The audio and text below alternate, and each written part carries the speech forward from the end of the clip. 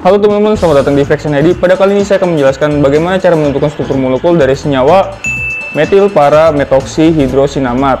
Nanti di video juga disediakan spektrum seperti spektrum UV-Vis, IR, MS, HNMR, dan CNMR. Nah, sebelumnya juga sudah saya jelaskan teman-teman tipe-tipe soal yang sama, seperti bagaimana cara menentukan struktur molekul dari senyawa benzocain, lalu ada bagaimana cara menentukan struktur senyawa dari 3-metil 2-butanol. Teman-teman bisa lihat nanti di videonya di channel Fraction ID. Dan saya juga akan membacakan Q&A yang teman-teman tuliskan di kolom komentar di video. Saya akan membacakan pertanyaan dari Sin Kostan, request yang NMR. Untuk yang NMR sudah saya jelaskan juga latihan-latihan soalnya. Ada yang ini part 1 dan part 2 nya. Teman-teman bisa klik ya di pojok kanan atas atau klik linknya di deskripsi video. Lalu pertanyaan dari M. Yazid Al-Khoiri, spektroskopi IR dong kak. Untuk spektroskopi IR sudah saya buat video teman-teman, dimana dari series pertama sampai series ke-4D. Di situ saya sudah jelaskan dari mulai teori sampai ke contoh-contohnya. Dan contoh-contoh ini juga sering sekali masuk dalam soal ujian untuk mata kuliah kimia analisis organik atau elusidasi struktur molekul. Jadi teman-teman bisa lebih mudah nanti dalam menjawab pertanyaan-pertanyaan seputar spektroskopi IR. Untuk teman-teman ingin download cat IR atau cat NMR dan referensi materi video, teman-teman bisa download dengan mengklik videonya di deskripsi video. Baik, saya akan lanjut mulai membahas bagaimana cara menentukan struktur molekul dari senyawa metil para metoksihidrosinamat. Di sini teman-teman terdapat spektrum IR, MS, HNMR, CNMR, dan UV-Vis. Teman-teman bisa mengerjakan dulu yang lebih banyak informasinya. Contohnya adalah HNMR dan CNMR. Karena dari HNMR dan CNMR kita langsung bisa menentukan struktur molekulnya. Tetapi teman-teman juga bisa memperoleh clue-clue atau petunjuk-petunjuk tambahan dari spektrum lain, misalnya dari MS atau IR. Contohnya kita ambil yang IR. Di sini terdapat serapan 3000 cm/-1 menandakan ada CH. sp2 stretching atau alkena di 1700-an itu ada serapan CO karbonil. Berarti kemungkinan nanti senyawanya itu ada karbonil dan CH sp2. Seperti itu teman-teman. Misalnya di sini kita mulai bahas dulu yang HNMR-nya. Ini adalah spektrum HNMR dari C11H14O3, di mana yang paling kanan ini adalah 2 hidrogen triplet, lalu 2 hidrogen triplet, ada 3 hidrogen singlet, lalu 3 hidrogen singlet berhimpitan ya, lalu ada 2 hidrogen duplet, dan 2 hidrogen duplet hampir berhimpitan juga. Setelah kita melihat spektrum HNMR tadi, kita buat ke spektra HNMR agar lebih mudah teman-teman, jadi tanpa melihat spektrumnya lagi. Setelah itu kita hitung jumlah ikatan rangkap atau F, di mana F sama dengan X kurang setengah Y tambah setengah Z tambah 1. Hasilnya itu adalah 11 dikurang setengah kali 14 ditambah setengah kali 0 tambah 1 sama dengan 5. Kalau kita lihat 5, kalau teman-teman menonton video saya yang problem mengerjakan soal HNMR, cara itu menentukan kemungkinan gugus fungsi dari nilai derajat ketidajenuhan atau double bond equivalent atau disingkat DBE atau simbolnya F. Di situ teman-teman akan belajar apa sih kemungkinan kalau misalnya F-nya sama dengan 1, 2, 3, 4, dan 5, dan apa aja kemungkinan gugus fungsinya. Teman-teman bisa nonton dengan mengklik video di pojok kanan atas. F sama dengan 5 berarti kemungkinan senyawa memiliki satu ikatan benzen tambah satu ikatan rangkap 2. Kemungkinan C rangkap 2C atau C rangkap 2O karbonil. C, angka banding proton atau ABP. Ha tadi 2 hidrogen, Hb 2 hidrogen, Hc 3 hidrogen, Hd 3 hidrogen, He 2 hidrogen, Hf 2 hidrogen. 2 hidrogen itu bisa dianggap bahwa 2 hidrogen itu adalah CH2, sedangkan yang 3 hidrogen adalah CH3. Untuk yang He dan Hf, karena nilai pergeseran kimianya ini masuk aromatik atau benzen, jadi dia CH tapi 2 kali. Kenapa CH 2 kali? Karena hidrogennya ini ada yang memiliki kesamaan lingkungan kimia protonnya. Lalu masuk ke pendekatan gugus yang D, dimana yang Ha itu kan CH2, terus pembelahannya adalah triplet. Berarti kita simbolkan lingkaran Hb CH2 triplet kita simbolkan persegi. Hc CH3 pembelahnya singlet, berarti dia berikatan dengan atom heteroatom atau atom selain C, atau juga atom karbon yang tidak memiliki hidrogen, kita simbolkan segitiga. Hd pun sama, CH3 berikatan dengan X. He dan Hf CH tapi 2 kali, simbolnya itu yang He yang berawan, Hf simbolnya segitiga kebalik. Lalu kita gabungkan saja simbol-simbolnya, dimana yang paling mudah itu simbolnya adalah yang CH3, karena CH3 itu udah pasti di ujung. Kita mulai dari yang segitiga dulu aja ya, yang Hc teman-teman. Dimana di sini saya akan taruh Hc. Hc itu kan CH3 berikatan dengan X. X-nya itu anggap aja kita belum tahu ya teman-teman. Lalu kita buat benzen misalnya di sini teman-teman, yang He dan Hf, karena udah pasti ini bentuknya benzen He dan Hf. Misalnya di sini simbolnya yang kanan awan, yang kiri segitiga kebalik. Posisinya seperti ini. Kenapa? Karena agar lingkungan kimia protonnya sama, tapi sisain para biar pembelahannya nanti yang segitiga kebalik ini dan yang berawan ini sama ya teman-teman. Lalu ada CH3 juga, kita taruh yang HD ini yang jejer genjang di paling kanan berikatan dengan X. Lalu sisa HB dan HA, CH2 triplet dua-duanya. Berarti kalau CH2 yang HA ini kan berikatan dengan CH2. Di sini yang CH2 itu adalah Hb. Jadi bisa jadi Ha dan Hb ini berikatan. Misalnya kita taruh di sini. Karena CH2 yang Ha ini triplet, berarti hanya mengikat 2 hidrogen tetangga. Berarti sebelahnya bisa dikatakan kanannya itu X. Yang Hb pun juga begitu.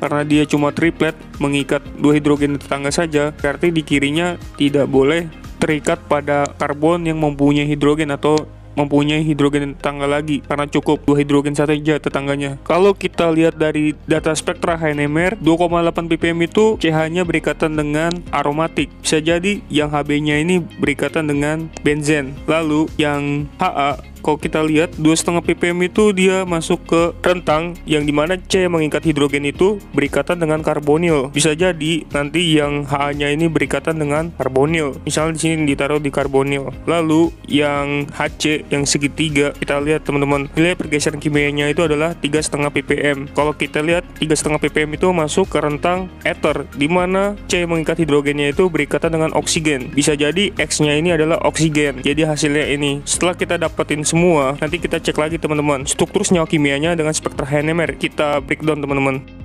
Kita breakdown mulai dari yang paling kanan yang 3,7 ppm dan bentuknya ini adalah singlet, berarti berikatan dengan atom heteroatom. HD-nya ini benar ya teman-teman. Lalu dia berikatan dengan ini karboksilat ya atau gugus alkanoat. Lalu dia berikatan dengan CH2 yang 2,5 ppm yang Ha. Lalu berikatan dengan 2,8 ppm yang Hb. Hb lebih tinggi karena dia berikatan langsung dengan benzen. Jadi lebih tinggi dibandingin yang Ha. Lalu berikatan dengan karbon, lalu karbon yang di benzennya ini berikatan dengan hidrogen yang benzen ini 6,8 ppm di sebelah kanan dan 7 ppm di sebelah kiri. Kenapa yang 6,8 ppm? Karena hidrogen yang benzen ini lebih terlindungi karena berdekatan dengan alkil ya di sini, dibandingin yang 7 ppm yang berdekatan dengan oksigen yang ini. Jadi lebih nggak terlindungi teman-teman. Lalu dia berikatan dengan metil. Nah di sini ada hidrogen di metilnya, nilainya 3,5 ppm. Kenapa lebih rendah dibandingin yang metil yang sebelah kanan? Karena dia berikatan dengan oksigen, sedangkan yang 3,7 ppm berikatan langsung dengan karboksilat atau gugus alkanoatnya teman-teman, jadi lebih tinggi dikit. Saya kita bisa menghitung nilai pergeseran hidrogen pada benzena karena di sini tidak ada referensinya yang CH2, COO, CH3. Kita hanya memperkirakan aja teman-teman nilai pergeseran kimia hidrogennya yang mana paling rendah dan yang mana paling tinggi. Sedangkan yang OCH3 ada teman-teman referensinya, yang nggak ada itu cuma yang ini di bagian CH2, COO, CH3. Jadi tidak bisa dihitung nilai pergeseran hidrogen pada benzena secara teoritisnya seperti contoh soal yang benzochain teman-teman. Jadi inilah struktur senyawa kimianya, namanya metil para metoksihidrosinamat atau Indonesianya metil para metoksihidrosinamat teman-teman yang warna biru ini. Ini adalah spektrum CNMR dari C9H14O3, di mana ini adalah CNMR decoupled hidrogen, yang artinya peak CNMR-nya adalah peak tunggal atau singlet. Kita bisa lihat ini sudah diberi simbol, di mana yang pojok kanan itu adalah triplet, baru triplet, kuartet, lalu ada peak solvent karena mengandung karbon pelarutnya, lalu ada duplet. Di sini dupletnya itu lebih panjang dibandingin yang lain, berarti kemungkinan ini adalah double atau mempunyai lingkungan kimia proton yang sama karbonnya. Lalu singlet dan singleta buat semuanya ini ke dalam spektra CNMR.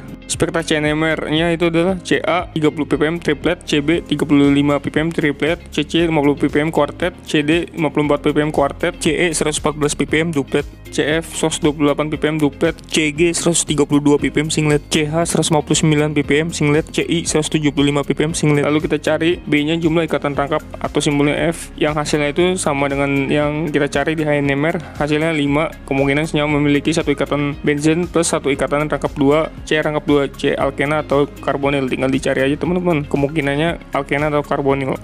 Lalu kita cari C-nya pendekatan gugusnya, di mana Ca bentuknya triplet, berarti dia mempunyai 2 hidrogen, yang artinya CH2 kita simbolkan lingkaran, Cb triplet juga, berarti CH2 kita simbolkan berawan, Cc kuartet, berarti dia mempunyai 3 hidrogen, CH3 simbolnya jajar genjang, Cd kuartet, berarti dia mempunyai 3 hidrogen, CH3 simbolnya segitiga, Ce karena dia tadi panjang, berarti dia 2 kali lipat, berarti dia CH karena duplet terus 2 kali, Cf juga tadi panjang, berarti 2 kali duplet, berarti CH punya 1 hidrogen aja. Cg karena singlet dia berarti tidak mempunyai hidrogen, Ch singlet juga berarti tidak mempunyai hidrogen, Ci singlet juga berarti tidak mempunyai hidrogen. Setelah itu kita lihat lagi teman-teman nilai pergeseran kimianya masing-masing. Di Ca itu 30 ppm. Kalau kita lihat di tabel nilai pergeseran kimianya itu 30 ppm adalah alkil. Jadi ini kemungkinan nanti Ca masih berikatan dengan karbon lain yang alkil. Lalu yang Cb 35 ppm itu berarti dia adalah alkil juga, berarti nanti dia akan berikatan dengan alkil juga teman-teman. Lalu yang Cc 50 ppm, kalau kita lihat di nilai pergeseran kimianya adalah ada alkohol, lalu ada ether atau ester, berarti kemungkinan karbonnya berikatan dengan oksigen langsung. Untuk yang Cd 54 ppm, kalau kita lihat adalah sama dengan Cc, berarti dia akan berikatan dengan oksigen langsung karbonnya. Kalau yang Ce 114 ppm, kalau kita lihat dia adalah alkena atau aromatic compound, yang artinya nanti dia berikatan dengan C rangkap 2C atau alkena teman-teman. Lalu yang Cf 128 ppm berarti dia sama juga teman-teman, dia masuk ke aromatic compound atau alkena, nanti berikatan C-nya. Lalu yang 159 ppm kalau kita lihat itu dia masuk ke rentang yang ester, amida, dan asil klorida, tapi kemungkinan yang benar itu adalah ester, karena kalau amida itu kan ada nitrogennya, kalau asil klorida ada klornya ya teman-teman, nggak mungkin ada klornya. Sesuai dengan rumus struktur molekulnya C11H14O3. Kalau yang CH 159 ppm nilai pergeseran kimianya berarti dia adalah aromatic compound, berarti dia senyawa aromatik. Kalau yang Ci 175 ppm berarti dia masuk ke yang nilai pergeserannya asam karboksilat dan ester, berarti kemungkinannya C-nya itu adalah C karbonil atau C langsung berikatan dengan oksigen rangkap 2 ya, C karbonil. Kita coba langsung susun teman-teman, dimana yang mulai mudah disusun itu adalah CH3 karena paling di ujung. Di sini CH3 ada 2, di mana Cc dan Cd. Kita pilih yang Cd dulu. Cd karena diduga langsung berikatan dengan oksigen, kita tulis di sini oksigen. Karena ini ester masuknya, kemungkinan di sini ada karbonil. Lalu karbonilnya ini yang tadi kita duga adalah ini si Ci. Lalu kita lihat di sini yang ujungnya itu lagi ada CH3, kita masukkan paling kiri. Kita coba dia berikatan oksigen juga. Nah, Ce dan Cf kan aromatik ya, dia double. Berarti kemungkinan dia posisinya seperti ini dan agar lingkungan kimia protonnya sama, yaitu 2 kali CH-CH. Jadi gambarnya seperti ini. Lalu kita lihat ini yang Cb dan Ca tadi sama-sama alkana, berarti mereka saling tergabung. Lalu kita lihat di mana nilai pergeseran kimia dari Ca itu lebih rendah, berarti dia berikatan karbonil. Lalu yang Cb itu agak tinggi, berarti dia berikatan dengan aromatik. Lalu hasilnya seperti ini teman-teman. Nah, untuk memastikan apakah strukturnya sesuai, kita bandingkan lagi atau kita breakdown apakah struktur senyawa ini dengan spektra CNMR sudah sama atau belum. Pertama kita lihat dulu yang Cd, yang CH3 paling ujung yang segitiga ini, nilai pergeseran kimianya adalah 54 ppm dan dia berikatan dengan oksigen, berarti sesuai teman-teman. Lalu dia berikatan dengan C rangkap 2O karbonil yang nilainya 175 ppm sesuai dengan pergeseran kimia CNMR, lalu terikat dengan CH2 yang 30 ppm yang Ca, lalu berikatan dengan Cb yang 35 ppm yang berawan, lalu berikatan dengan karbon yang tunggal. Nilainya itu adalah 132 ppm. Nah, di sini ada yang sama teman-teman, C tunggalnya antara yang CH dengan yang CG, sama-sama C tunggal. Tetapi yang CG lebih rendah karena dia berikatan dengan gugus karbon ini teman-teman yang tunggal. Sedangkan yang CH lebih tinggi, kenapa? Karena dia berikatan langsung dengan oksigen yang lebih keelektronegatifannya lebih tinggi sehingga lebih tidak terlindungi, sehingga sesuai ya teman-teman urutannya 132 ppm yang ini yang CG, lalu yang 159 ppm yang CH, lalu berikatan dengan karbon yang 114 ppm. Ini ada yang sama teman-teman antara CE dan CF. Kenapa CE itu di kanan dan CF di kiri? Karena CE-nya itu berikatan atau berdekatan dengan etil, sedangkan yang CF berdekatan dengan O-metil ini yang lebih elektronegatifnya lebih tinggi. Jadi lebih tinggi ya teman-teman, yang 128 ppm ini yang dekat kiri ini. Sedangkan yang kanan ini lebih rendah pergeseran kimianya. Jadi sesuai, lalu dia berikatan dengan karbon yang 159 ppm. Lalu berikatan dengan O-metil. O-metil ini 50 ppm. Kenapa 50 ppm? Sedangkan yang metil yang di paling kanan ini 54 ppm karena yang 54 ppm ini karbonnya berikatan langsung dengan karboksil atau gugus alkanoatnya teman-teman, sehingga lebih tinggi metil yang paling kanan dibandingkan yang kiri. Sayangnya karena tidak ada referensinya teman-teman, biasanya kan bisa tuh kita hitung seperti contoh soal yang video saya yang benzocain, kita bisa hitung nilai pergeseran kimia karbon di benzena, yaitu dengan menghitung berapa sih substituennya kalau misalnya O-metil. Tapi untuk yang CH2, CH2COO, CH3 ini kanan tidak ada teman-teman referensinya, jadi tidak bisa dihitung yang teoritisnya. Cuma ada yang CH3-nya ada, sedangkan yang kanannya ini tidak ada. Jadi kita hanya memperkirakan yang mana paling tinggi. Efeknya itu karena dia berdekatan dengan atom yang memiliki keelektronegatifan tinggi. Jadi sudah kita breakdown, maka didapatkan hasilnya seperti ini teman-teman, dimana nama senyawanya itu metil parametoksi hidrosinamat atau metil parametoksi hidrosinamat Indonesianya. Lalu kita cari apa aja pola fragmentasi dari senyawa C11H14O3 ini, dimana di sini molekul induknya itu adalah 194, lalu terjadi fragmentasi dengan nilai massa per elektronnya 134, 121, 107, 90, 76, 66, dan sebenarnya masih ada terjadi fragmentasi lagi teman-teman yang kecil-kecil ini, tapi cuma cukup sampai bahas aja dari 144 sampai 66 aja teman-teman.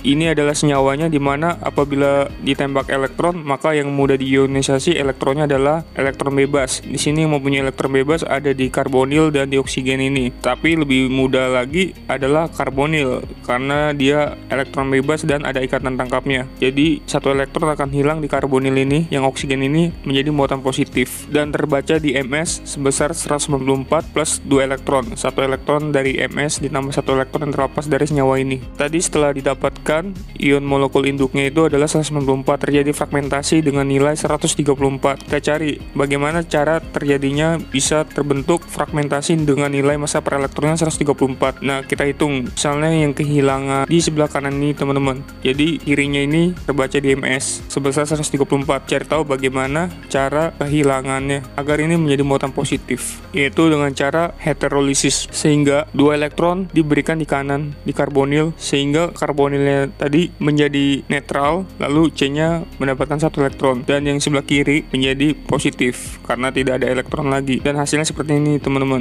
terbaca di Ms, massa per elektronnya adalah 134 dan yang sebelah kanan jadi radikal. Lalu terjadi fragmentasi dengan massa per elektronnya 121. Kita cari bagaimana cara kehilangan sehingga hasilnya 121, yaitu dengan cara massa per elektron induknya 194 dikurang 121, hasil 73. Jadi 73 itu adalah kehilangan yang di sebelah kanannya itu teman-teman. Dengan cara apa? Yaitu dengan cara hemiheterolisis. Kenapa hemiheterolisis? Karena kita ingin mengionkan ikatan sigmanya teman-teman, sehingga yang kanannya nanti jadi radikal dan kiri jadi muatan positif, sehingga terbaca di Ms yang di kirinya yaitu dengan massa per elektron 121, dan yang jadi radikal tadi adalah 73 yang di sebelah kanan. Lalu kita cari massa per elektron yang 107. Caranya adalah menghilangkan di bagian kanan ini teman-teman, dengan cara hemiheterolisis juga di ikatan sigma. Jadinya yang benzen ini jadi terbaca di Ms sebesar 107 dan yang kanan ini menjadi radikal. Lalu kita cari pembelahan lanjutannya teman-teman, dimana kita cari massa per elektronnya 76 dengan menghilangkan gugus metoksinya yang ini kiri ini teman-teman, dengan cara pembelahan homolisis, sehingga yang kanannya terbaca dan gugus metoksinya yang kiri akan jadi radikal. Lalu kita cari massa per elektronnya 90 teman-teman, yang dimana ini pembelahan lanjutan yang CH2 ada muatan positifnya. Terjadi pembelahan homolisis di sekitar metoksidanya ini teman-teman, sehingga akan menghasilkan satu elektron, dan satu elektron ini yang di metoksida, dan terbaca di MS adalah yang benzina ini sebesar 90 massa per elektronnya. Lalu terjadi pembelahan lanjutan teman-teman, dimana terjadi penataan ulang pembentukan ion tropilium karena benzenanya ini mengikat CH2 atau satu karbon lagi, sehingga bentuk jadinya 7 atau segi 7. Ini adalah proses langkah-langkahnya terjadi ion tropilium. Hasilnya seperti ini teman-teman. Jadi terbaca di MS sebesar 90 massa per elektronnya. Karena ini adalah senyawa aromatik, jadi muatan positifnya beresonansi dan elektronnya juga teman-teman. Jadi bisa digambarkan seperti ini.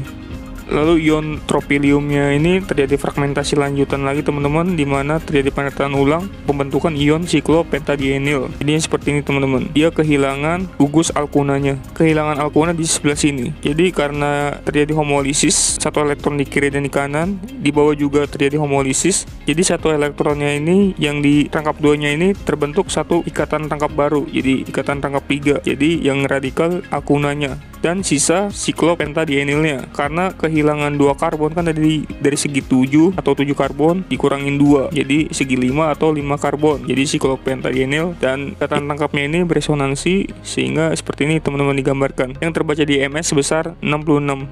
Sekarang kita cari apa aja gugus fungsinya yang terdapat di spektrum ini. Di sini hanya tertulis 3000 cm/-1 dan 1730 cm/-1. Nanti akan saya bahas lebih rinci lagi teman-teman. Kalau yang 3000, kalau kita cek di tabelnya, 3000 itu CH stretching sp2 yang alkena. Kalau 1730 itu adalah serapan dari karbonil. Teman-teman wajib hafalin karena ini sering banget teman-teman keluar di soal-soal tentang inframerah. Jadi harus di luar kepala ya teman-teman. Ini adalah struktur senyawanya dari metil para metoksihidrosinamat. Pertama kita bisa cek dulu. Di sini terdapat CH ya, serapan CH stretching sp3 atau ikatan tunggal sebesar 2850 sampai 3000 cm/-1. Lalu ada bendingnya CH 1370 sampai 1390 cm/-1. Lalu ada stretching CH aromatik sebesar 3010 cm/-1. Lalu kita lihat ada pastinya ada serapan C rangkap 2C atau alkena aromatik sebesar 2850 sampai 3000 cm/-1.